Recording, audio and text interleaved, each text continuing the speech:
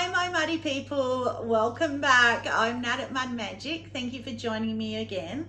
Guess what? Guess what? Guess what? She's back. Giggles, claps, and now we need a gasp. Yay! Oh, feels so much better. So cold. He actually was ready on Sunday and it's now Wednesday. You know how much that kills a potter, but I had to wait for her, of course. Yay, so much better. So let's get into it. I've already had a look at the top and I'm actually happy with the top, so yay. So first thing out, well actually two of the things on the top shelf are ones that I threw and did videos throwing. So this was the one that I threw that was the marbled mug, and people have been waiting for it.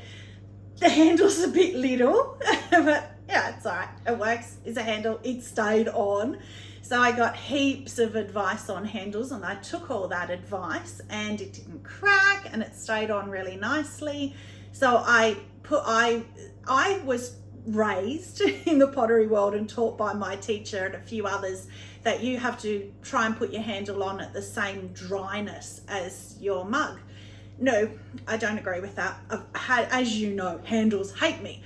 Well, I think that's why. So all the advice I got online from asking is put your handle on pretty wet.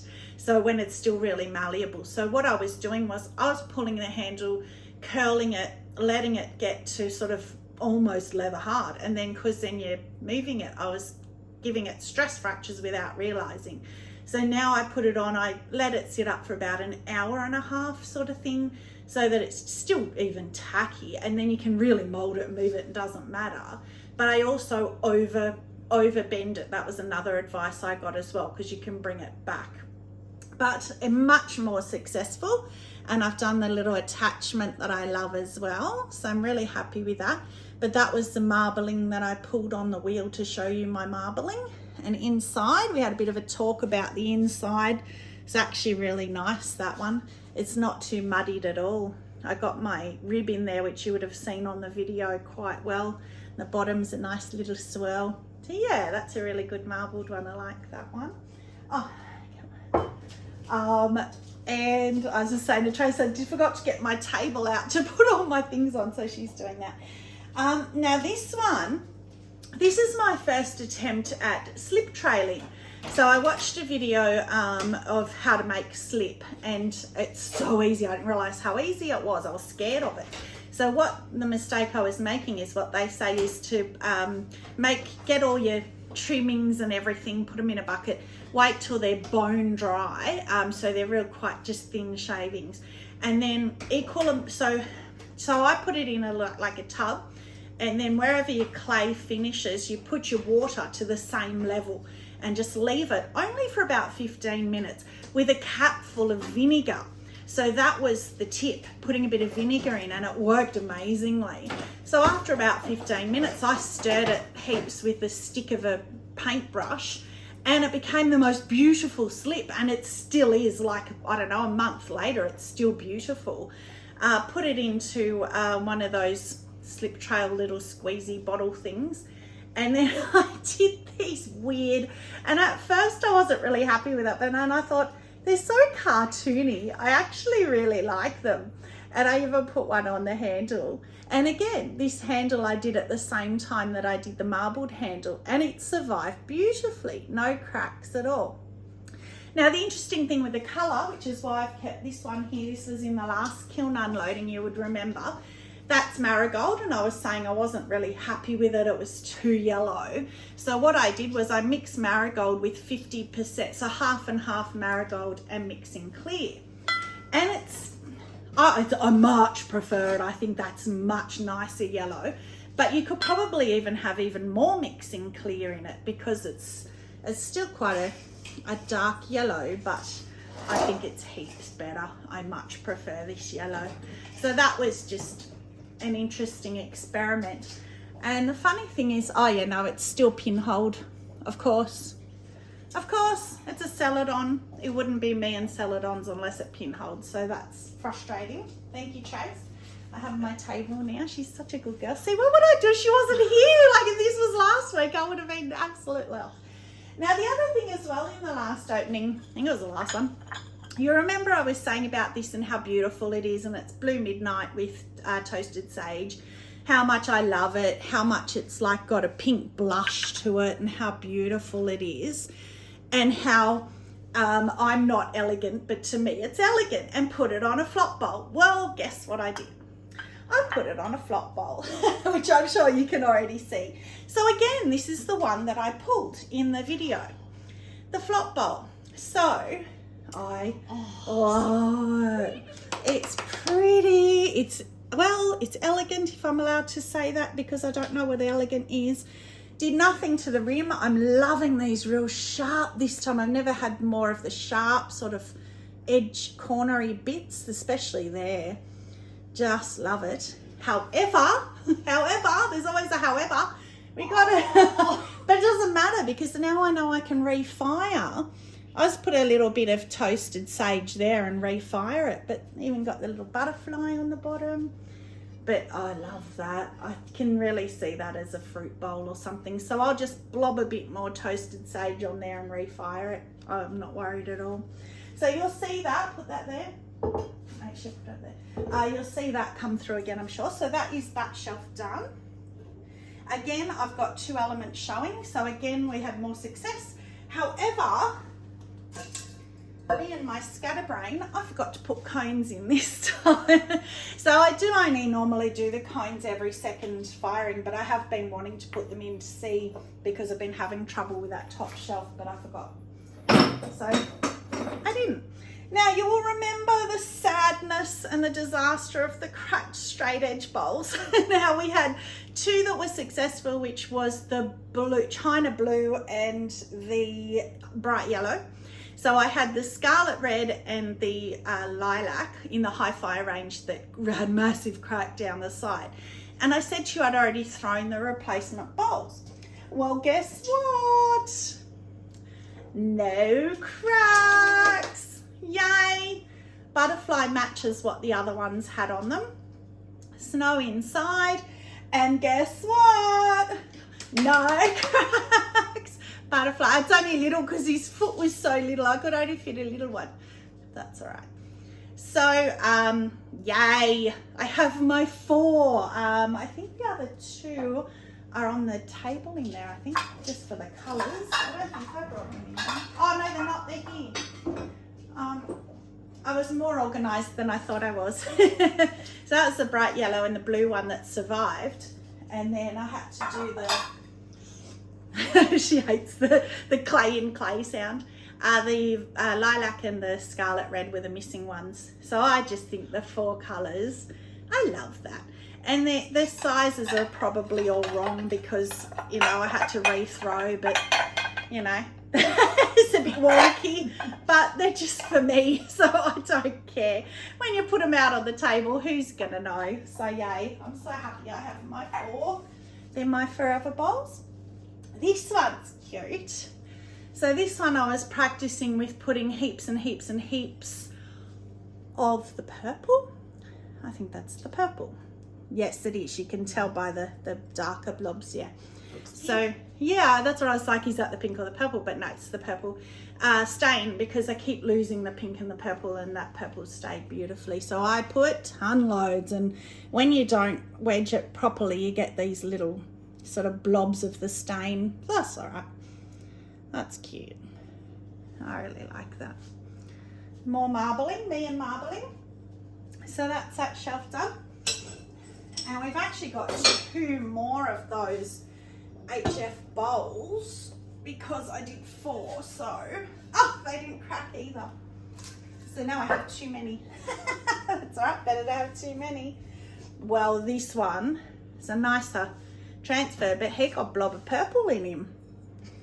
Doesn't matter because I've got another one now. But no cracks. So I don't know why those 2 cracked last time. That's interesting. And again, the scarlet red, no cracks. So maybe I'll just keep them in the drawer for a backup for when someone drops one and smashes it. I've got 2 backups.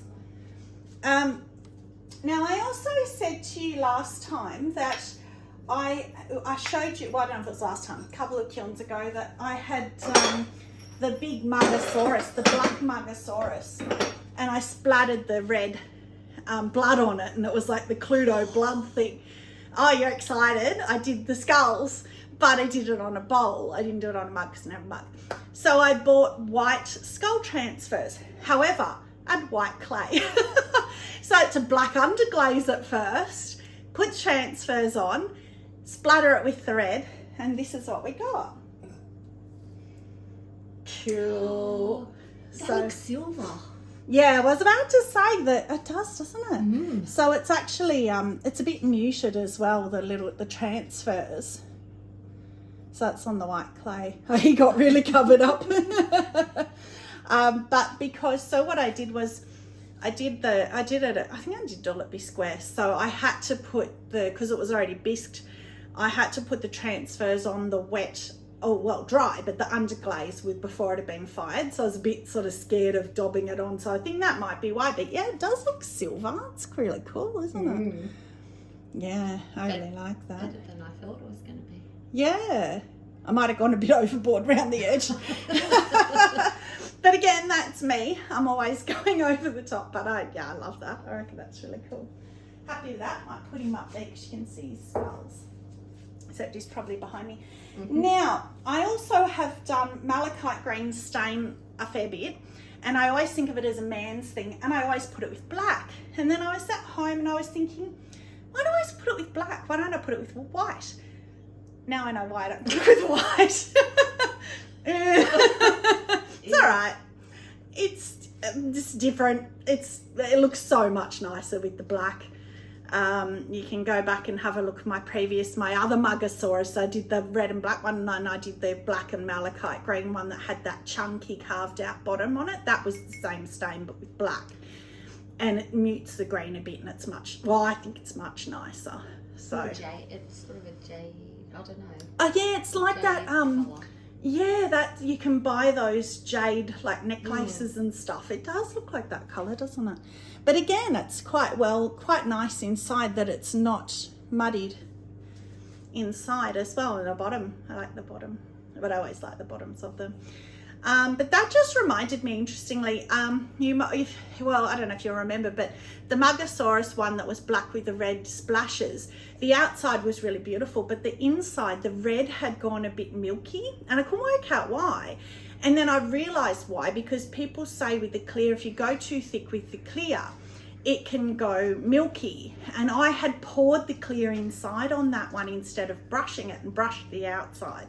So from now on, if I do the underglaze splashes, I'll make sure I always brush it inside rather than being lazy and pouring it.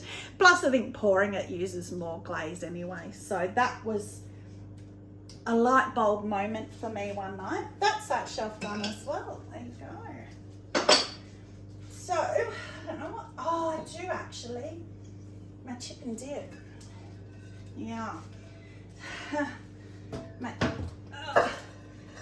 I was about to say I'll make you wait, but let's let Trace decide.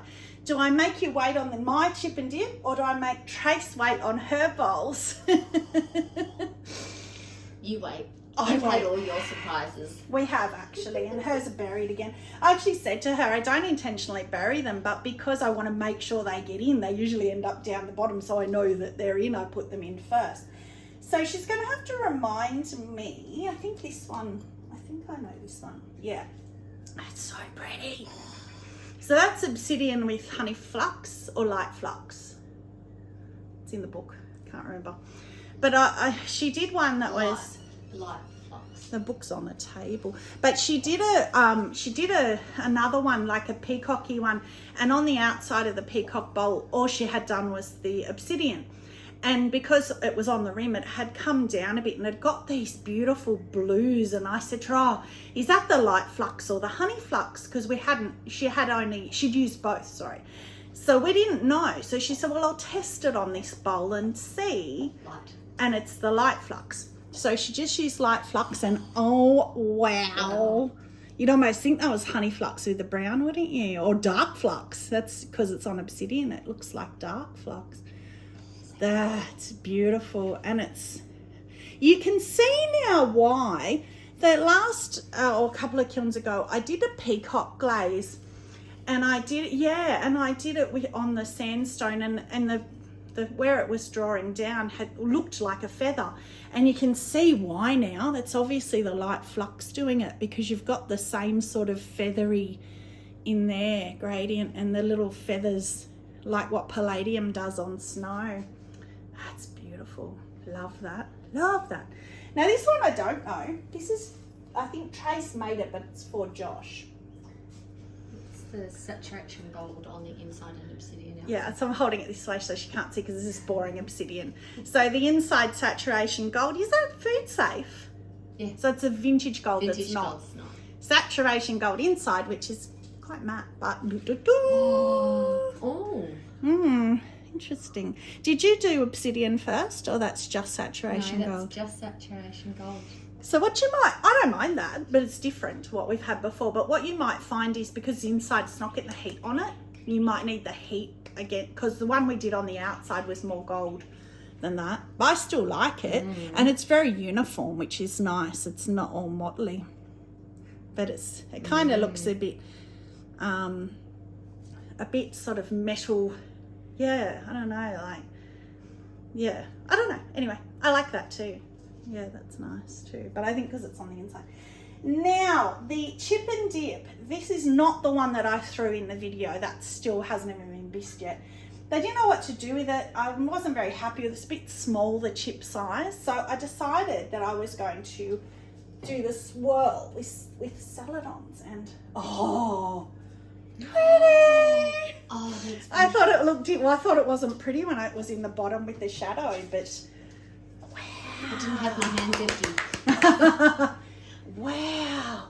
So, wow, the more I look at that, wow. So that is what I decided to do. You know, the teapot fiasco, it lives on for another kiln, another story about teapots. I did the lavender snow mixture, like mixed it in a bowl, and so I had some left over. And I also did another swirl bowl, and on the outside I did snapdragon snow mixed together in a bowl to make a pink. So I had both left over. So I thought, well, I'll just use those two with snow and swirl the three together. So I swirled in here, and I thought I'll just tip it over, and then I had to pour more and swirl more. And then I kind of, I don't know, can you see the edges of the little bowl? Which doesn't matter because it is so hard to see in there. I couldn't sort of swirl up there. I was tipping it out the edges. So I ended up getting a brush and kind of just trying to smudge it on the side here. So that's not as pretty, but can you see it? What I mean? Tip it back a little bit. That way? Yeah. Yeah. So like you can see how hard it is even to angle to see it. So who cares? And when you got biscuits, or you'd probably just be able to put carrots and celery. It's a bit small for chips, but I actually, in all honesty, got cranky with this bowl when I was throwing it, because it was reclaimed clay, which meant it was softer. So the little middle bowl worked fine, but then the outside bowl was slumping on one side and it wouldn't stand up, and so I left it to dry for a bit. It still wouldn't behave. So I got cranky and I smacked it down on the wheel, and then I thought, oh, I was on a bat anyway, I'll do a flop bowl. I'll do a flop chip and dip bowl. So I took the bat off, tipped it upside down, as I've told you before with my flop, shook it, and then, because luckily I hadn't wired it off yet, and stuck it between two chairs like that and let it dry, and let this one do whatever it wanted. And it actually is quite pretty. So again, as I said with the vase last time, don't ever give up on something. You can always try and save it. So there we go. So that's, yeah, apart from whatever that blob there is, but I guess that's just part of it. It's organic. You just embrace it. The back, I think I just did snow on the back, which again, pinholed snow. Just, I don't know, hate snow. The inside again hasn't pinholed, so it's always something to do with the outside. Don't know.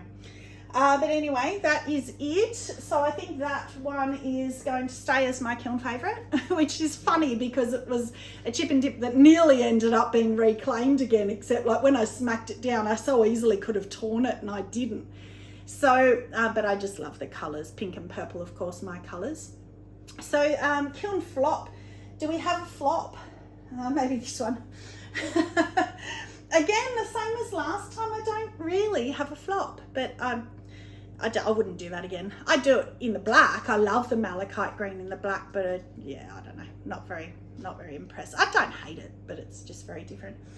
Okay, so thank you again for joining me. Stay muddy and have a magic day. Bye.